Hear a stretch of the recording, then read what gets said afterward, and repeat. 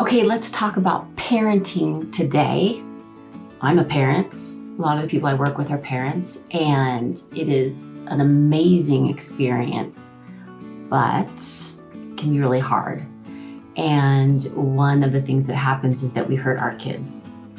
We don't mean to do it, most of the time, but it's a part of being a child. We've all gone through it. We've all had ourselves hurt when we were kids, and then now our work is healing. And the same thing is happening to your child. So I'm going to make a suggestion of a question to ask to find out where they've been hurt so everybody can do some healing and moving forward.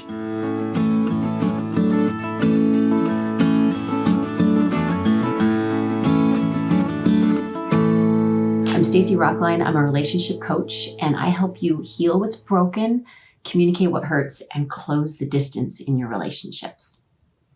So my oldest is 18, and so in the process of launching. And one of the questions I've been asking in the last about year is, where did I go wrong as a parent?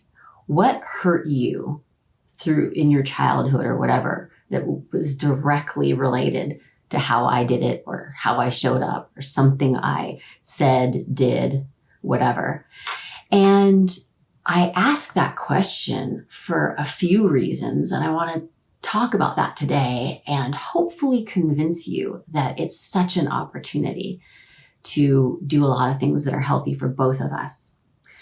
Now, it takes courage because I've heard some things that have hurt, and not that he wasn't being hurtful, but by asking that question, you're inviting that in.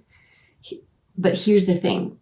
I would rather know so that we can move through it than just not know because it hurts so much. Seems so much more healthy for him and me if we talk about it. So what are the advantages for the kid? Number one, they get a chance to process those things that hurt. They don't necessarily sit around thinking about those, but they get in their way. So just by talking about it, that can help with the processing and the healing. Hearing my explanation of what was going on, that can also help. When we start to understand what happened for the other person, that can also be beneficial when you're trying to heal. So that's the first thing. The second thing is that it gives them practice.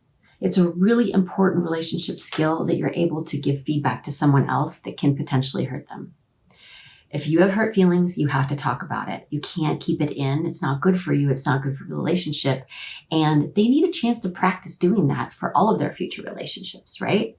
So it's good practice. And the last thing is this.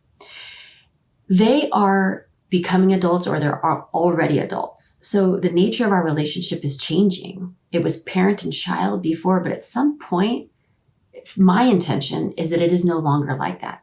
There comes a point where my kids don't want me to tell them what to do. They want to go live their lives. And so the more experiences we have that move us in that direction, once they get to a certain age, the better. This is a step into adulthood. This is us changing our relationship to now two adults talking about stuff, talking about how they've had experiences together instead of a parent and a child. And that is a healthy direction for our children. So those are 3 advantages for the kid. What's in it for you? Number 1, you get a chance to apologize. You may not have any idea what hurt them. You can say a sentence and it's just received a certain way on a certain day and it was painful. You get a chance to apologize. That's good for the relationship and it's good for you. Now, you might very well know what hurt them, but need them to say it so that you really can take it into your heart and make sure that you make it right, that you apologize so they can heal. So you'd apologize for yourself and for the relationship. The second thing, you get to practice important relationship skills. The best way to listen in this environment is to leave your own self-judgment, and believe me, it will show up. You will hear, I heard, "Oh my God, I'm a terrible mom" soundtrack, right? I can't listen to what he's saying if I've got that going. So I have to practice putting that aside. I also have to put away my bruised ego, right? I've got to put that aside so that I can fully hear what he's saying.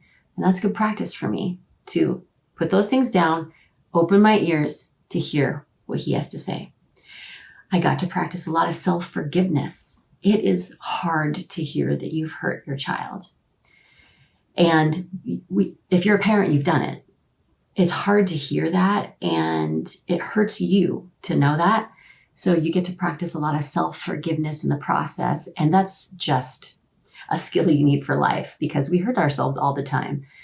And the last thing is you get to make corrections, right? In this case, this is my oldest. So I've got 2 younger kids. I can make corrections like in parenting, but also he's telling me information about how my behavior is being received by someone else. That gives me a chance to make corrections for my life, so I'm a better partner in all of my relationships. So there's 4 great things for me in this experience of asking how you've hurt them. Now, you can ask a younger kid this, but you got to kind of think about, like, are they mature enough for it? Is this going to really be a helpful conversation? You want it to be a healing, growing, healthy thing between the 2 of you. But I feel like I've grown miles listening to the answer to these questions.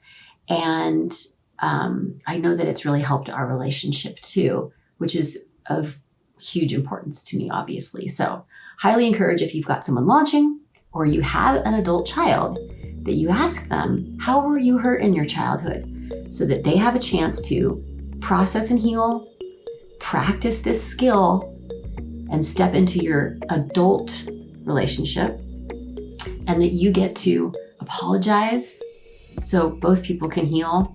Practice putting aside your ego and self-judgment. Practice self-forgiveness and make corrections. It is a win-win situation, and I recommend it for everybody.